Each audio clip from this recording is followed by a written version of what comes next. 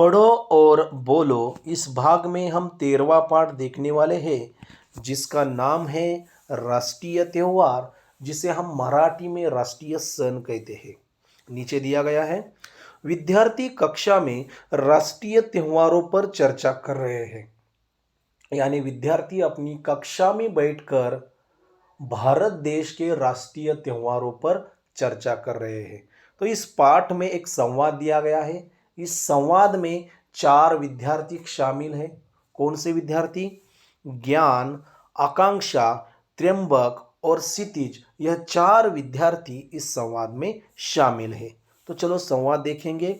ज्ञान कहता है, स्वतंत्रता दिवस एवं गणतंत्र दिवस हमारे राष्ट्रीय त्योहार है। स्वतंत्रता दिवस यानी स्वातंत्र्य दिन और गणतंत्र दिवस यानी प्रजासत्ताक दिन।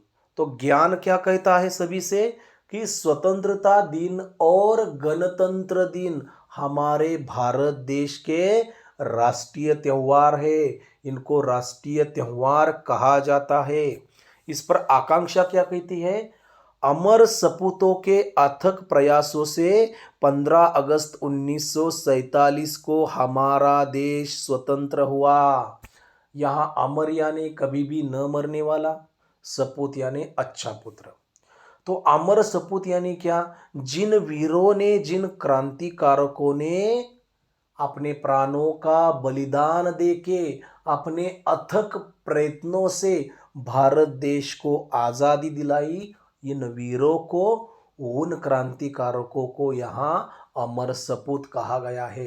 तो आकांक्षा कहती है क्या कि इन अमर सपूतों ने अथक प्रयत्न करके 15 अगस्त 1947 को भारत देश को आज़ादी दिलाई, भारत देश स्वतंत्र हुआ। इस पर त्र्यंबक क्या कहता है? यह दिन स्वतंत्रता दिवस के रूप में मनाया जाता है। यानी 15 अगस्त 1947 को हमारा भारत देश स्वतंत्र हुआ, इसलिए 15 अगस्त यह दिन स्वतंत्रता दिवस के रूप में मनाया जाता है। इस पर ज्ञान ने क्या कहा? आज़ादी मिलने के बाद बड़ी लगन से देश का संविधान बनाया गया तथा 26 जनवरी 1950 को इसे देश में लागू किया गया। यानी क्या ज्ञान ने क्या बताया?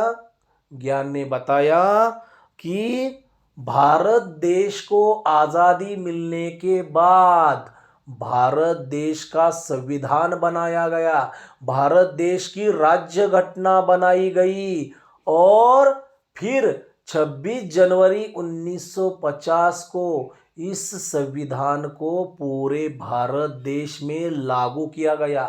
यानी इसका मतलब क्या है कि 26 जनवरी 1950 को इस संविधान के अनुसार भारत देश का राज्य कारभार शुरू हुआ, भारत देश में लोकशाही शुरू हुई।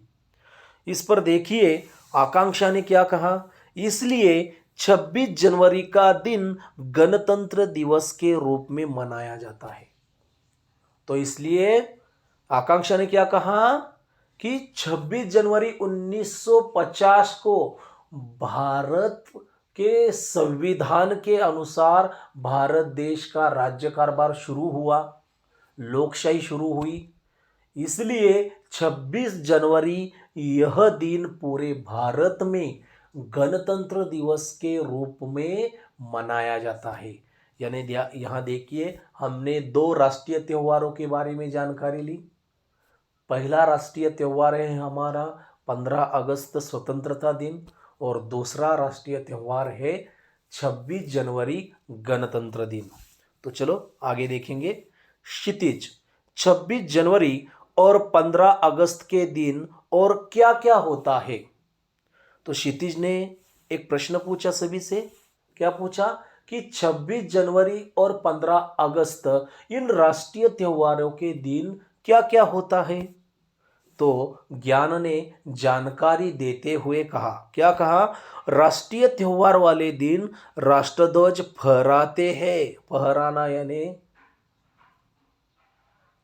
झेंडा फडकवणे, राष्ट्रगीत गाते हैं, राज्य, जिला, शहर, गांव तथा विद्यालयों में इन त्योहारों को धूमधाम से मनाते हैं, प्रभात फेरियां निकालते हैं, जगह जगह सजावट और रोशनी की जाती है। तो देखिए क्षितिज ने प्रश्न पूछा, क्या पूछा कि 26 जनवरी और 15 अगस्त इन राष्ट्रीय त्योहारों के दिन क्या क्या होता है। तभी देखिए ज्ञान ने उसका उत्तर दिया, क्या उत्तर दिया कि इन राष्ट्रीय त्योहारों के दिन हमारा राष्ट्रध्वज तिरंगा फहराते हैं, फिर बाद में राष्ट्रगीत गाते हैं, राज्य, जिला, शहर, गांव तथा सभी विद्यालयों में इन त्योहारों को बड़े धूमधाम से मनाते हैं। इन त्योहारों के दिन सभी विद्यालयों में प्रभात फेरियां भी निकाली जाती है और इस दिन सभी तरफ सजावट और रोशनी की जाती है। रोशनी यानी लाइटिंग। इस पर क्षितिज ने क्या कहा, यह आज़ादी बड़े संघर्षों के बाद मिली है, हमें इसकी रक्षा करनी है। क्षितिज ने बहुत अच्छी बात बताई। क्षितिज ने क्या कहा कि हमारे भारत देश को आज़ादी बड़े संघर्षों के बाद मिली है, यानी हमारे वीरों ने, क्रांतिकारकों ने बड़ा संघर्ष करके अपने प्राणों का बलिदान देके भारत देश को आज़ादी दिलाई है। इसलिए हमें अपने आज़ादी की रक्षा करनी चाहिए।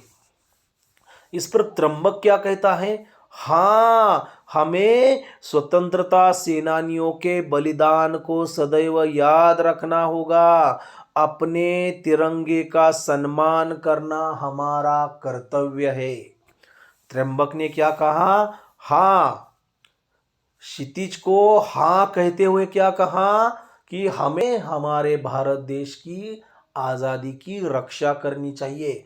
और आगे त्र्यंबक ने यह भी कहा कि जिन स्वतंत्रता सेनानियों ने अपना बलिदान देके भारत देश को आज़ादी दिलाई, उन स्वतंत्रता सेनानियों के बलिदान को हमें सदैव याद रखना चाहिए और अपने तिरंगे का हमें हमेशा सम्मान करना चाहिए।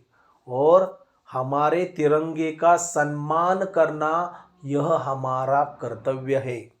आगे देखिए आकांक्षा क्या कहती है अंत में, राष्ट्रीय त्योहारों पर झंडा वंदन के लिए सभी का समय पर उपस्थित होना आवश्यक है। राष्ट्रगीत के समय सदैव सावधान की मुद्रा में खड़े रहें। राष्ट्रीय त्योहार हमें पूरी निष्ठा के साथ आनंद पूर्वक मनाने चाहिए।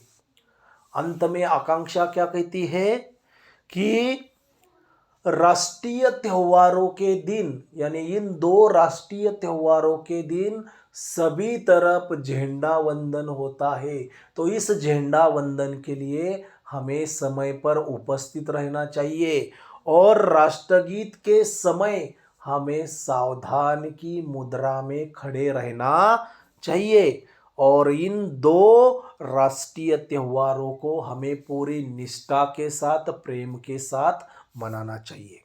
तो यहाँ हमारा यह भाग समाप्त हुआ। तो यहाँ एक प्रश्न दिया गया है, उचित जोड़ियां मिलाओ। तो पहला भाग में पढ़ लेता हूं। स्वतंत्रता दिवस कब मनाया जाता है? 15 अगस्त को। 26 जनवरी, 26 जनवरी को क्या मनाया जाता है? गणतंत्र दिवस। आगे तीसरा, राष्ट्रगीत के समय हमें क्या करना चाहिए? हाँ, राष्ट्रगीत के समय हमें सदैव सावधान की मुद्रा में खड़े रहना चाहिए। चौथा, झंडा वंदन के लिए, तो झंडा वंदन के लिए हमें समय पर उपस्थित होना आवश्यक है। तो यह हो गई जोड़ियां। मैं कुछ प्रश्न इस पर पूछता हूं। पहला प्रश्न है, कौन कौन से दिवस हमारे राष्ट्रीय त्योहार है। प्रश्न आप समझकर बाद में उत्तर अपनी कॉपी में लिख सकते हैं। दूसरा प्रश्न है, हमारा देश कब स्वतंत्र हुआ? तीसरा प्रश्न है, 26 जनवरी का दिन किस रूप में मनाया जाता है? चौथा प्रश्न है, हमें किनके बलिदानों को सदैव याद रखना होगा?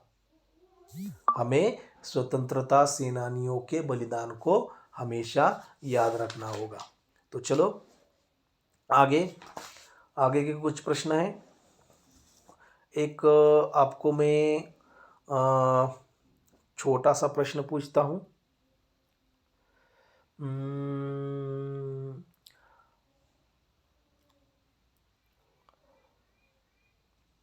हमारे देश के संविधान को पूरे देश में कब लागू किया गया? ठीक है, यहाँ रुकते हैं हम। यह पाठ समाप्त हुआ।